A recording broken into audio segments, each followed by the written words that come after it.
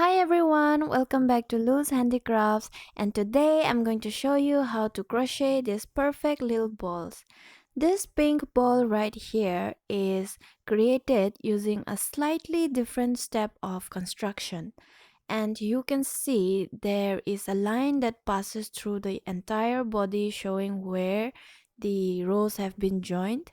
But here in this ball, you will not see that line. It is a very smooth transition and you cannot see where the rows ended or where it began. And I would want my project to be smoother that way. So if you want to learn how to crochet this type of balls without having a line that runs through the entire body, let's go ahead and make it. For the supplies, quickly, I want to mention two important things. We're going to use a small crochet hook and we're going to use a different color yarn if you do not have a stitch marker like this one, because stitch marker is a must. To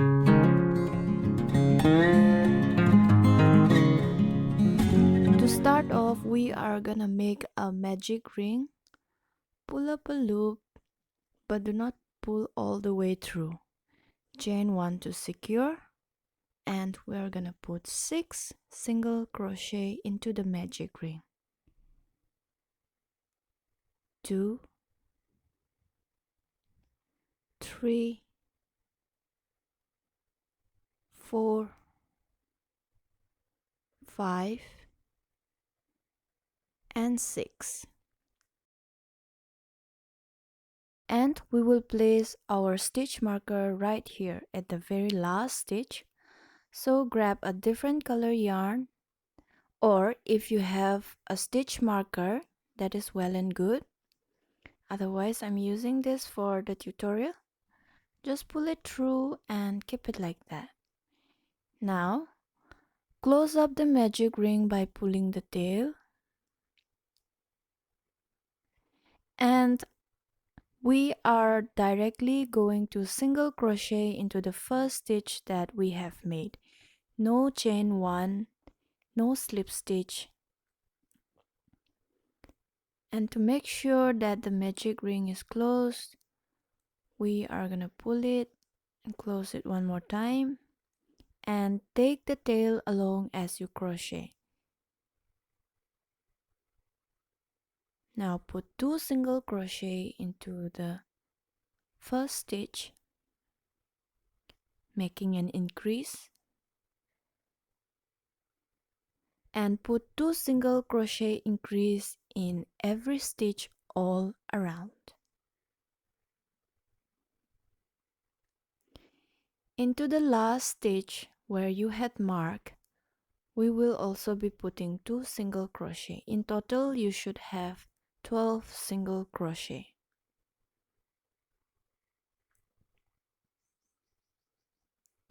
And we are gonna mark the end of the round by putting our stitch marker into the last stitch that we just made. Place your stitch marker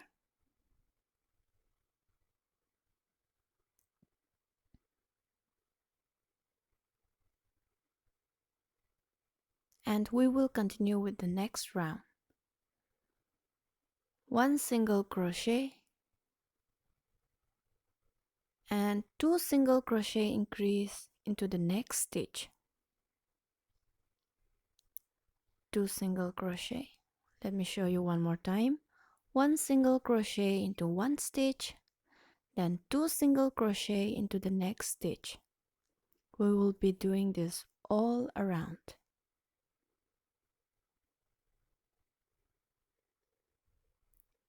As usual, by the end of the round, you should be putting 2 single crochet into the stitch where you had placed your stitch marker. So without removing, I'm just gonna put 2 single crochet here, and you can continue to mark off without pulling out your stitch marker.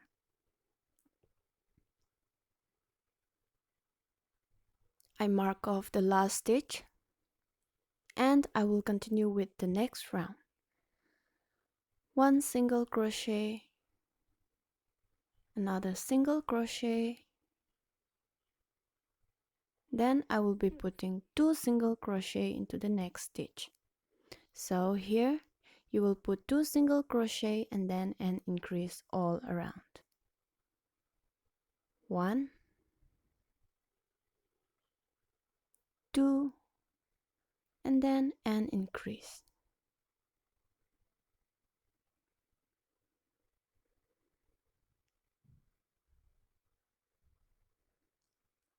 You will be ending the round with 2 single crochet increase.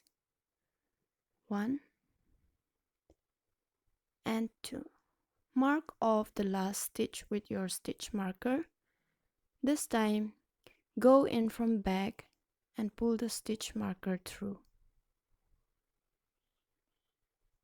You will be alternating this for every row that you mark off.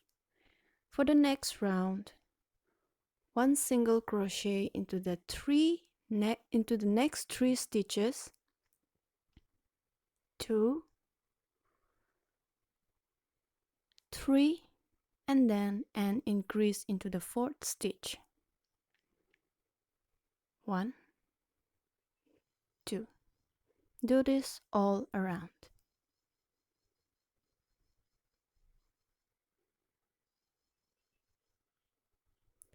Now I have marked my stitch marker and I'm ready to start the next round. 1, 2, 3, 4 single crochet and then an increase into the next stitch. We will be doing this all around.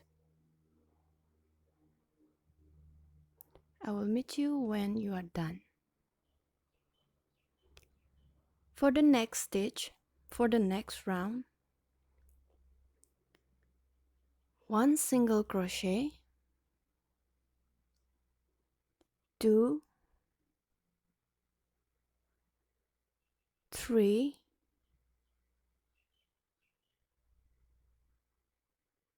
4, and 5 single crochet. Then we will place an increase into the 6th stitch.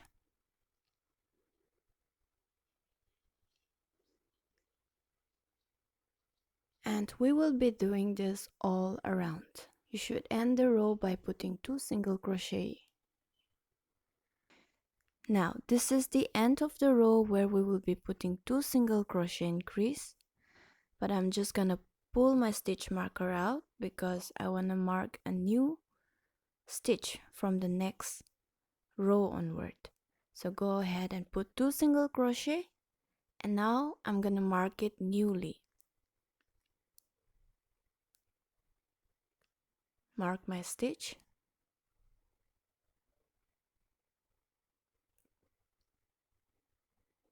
Okay, so from here on we will be putting only 1 single crochet into every stitch for 9 rows. For that, we can just use this stitch marker and count it later on, or you can use the row counter. For every row that you finish, turn 1, 2, 3. You just keep on turning for every row until you reach row 9. I'm gonna be doing 1 row of single crochet, but even if you don't use the row counter, you can also use the stitch marker to know how many rows you have done. You will see what I mean by that by the end of 9 rows of single crochet. So continue to put 1 single crochet into every stitch, and I will meet you when you have completed 9 rows of single crochet. Okay, this is what it looks like after I have completed 9 rows. You can also see that my row counter stops at row number 9. And even without it, this is what I meant before when I said you can count the row with stitch marker. The white dashes here, they represent 2 rows. So 1 2 3 4, it means you have completed 8 rows, and then the very stitch in which you mark, that is 1 row. So 1 2 3 4, 8 rows plus 1, that is 9 rows completed. So that is how you count the row with this type of stitch marker. Alright, now to continue with the next, you're gonna go 1 2 3 4 5 single crochet, and then we will decrease. Single crochet 2 together. For that, pick up one front loop, pick up another front loop, yarn over, pull through 2, yarn over, pull through 2. That is a single crochet decrease. Let me show you once again. 5 single crochet, 1 2 3 4 5 and a decrease. So pick up one loop, pick up another front loop from the next stitch, and then single crochet them together. We will be doing this all around. We will end the round with a decrease, just as we always end the round with an increased row. So I just pull out my stitch marker and I'm gonna mark it newly from the next row. Pick up one front loop, pick up another front loop, and single crochet them together. Now mark the last stitch with your stitch marker, and we are ready to start the next row of decrease. In the next row, we will single crochet 4 and then decrease. So 1 single crochet, 2 3 4 and then a decrease. Pick up one loop, pick up another front loop, and then single crochet them together. You will do this all around.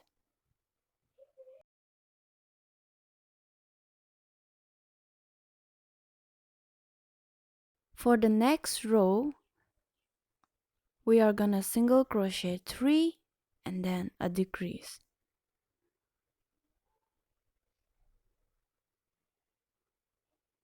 One, 2, 3, and now a decrease.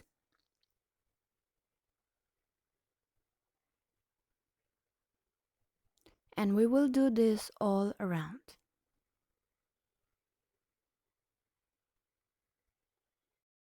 Okay, for the next row, we are gonna do 2 single crochet and then decrease.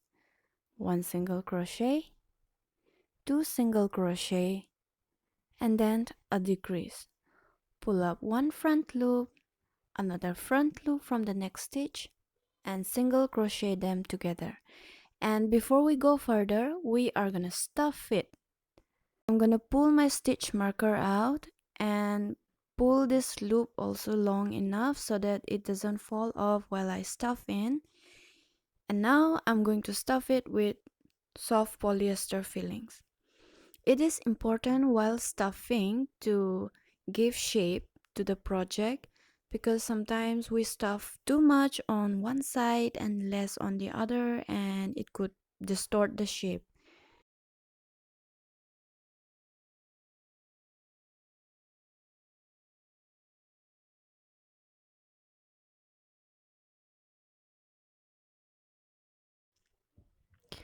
Adjust and shape it as you keep stuffing, and once you are happy with the stuffing, we can go ahead and close up the gap. In order to do that, we need to mark the last stitch that we crochet, So I'm gonna place my stitch marker right here again.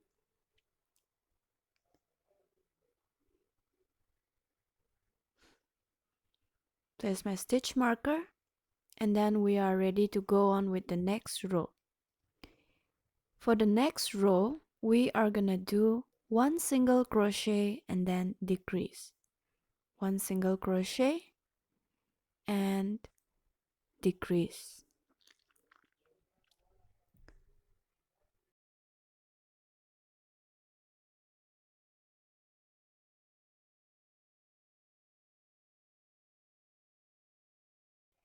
We will be doing one single crochet decrease all around.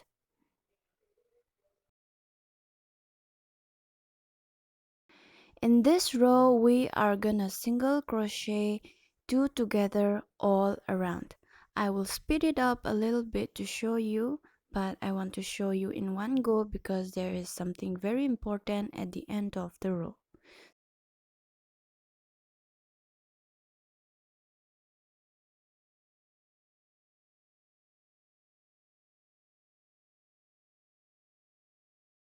Now we have reached our stitch marker again. That means we have completed the row. And then after that, we are gonna put 2 single crochet together, but only this time we will slip stitch it. And then slip stitch it into the next stitch again, and that should almost cover up the little gap that we have there. Chain 1 to secure, and then you can cut off the yarn. Just pull the yarn, and that should close up the gap. Now you can take off your stitch marker, and to smoothen this out, we will thread in our needle through the center, pass the needle and come off on any other side of the body. Pull the yarn tight, and that should even it out. Now go into the same and then come out on any other side of the body. Do this several times until the thread is completely hidden. Just push the little extra tail into the body, and that is it. It's this simple and small change in the step of construction that has allowed us to obtain this result. That is how we crochet this perfect ball without any visible lines like the one in the pink ball. Let me show you the difference again. This obvious joining line is there because of slip stitch and chain 1 at the beginning of every row. For this type of construction, you don't really need stitch marker, and it's easier to count the rows, unlike the yellow ball here. The free pattern is available on my website www.loosehandicrafts.in. Also, I'll link it in the description box. Anyway, I'm gonna make a lot of balls like this, and I'll be showing you how to decorate your room with this in my next video. Since we're all staying home, why not bring some changes to our rooms, right? And you're in luck because we could just do that with little yarn. If you have leftover yarns, make them into balls, and I will see you in my next video. So stay tuned, and if you're new to my channel, consider subscribing and hit that little notification bell so you don't miss out on any of my updates. I hope you learned something new today. Thank you so much for watching. Bye for now.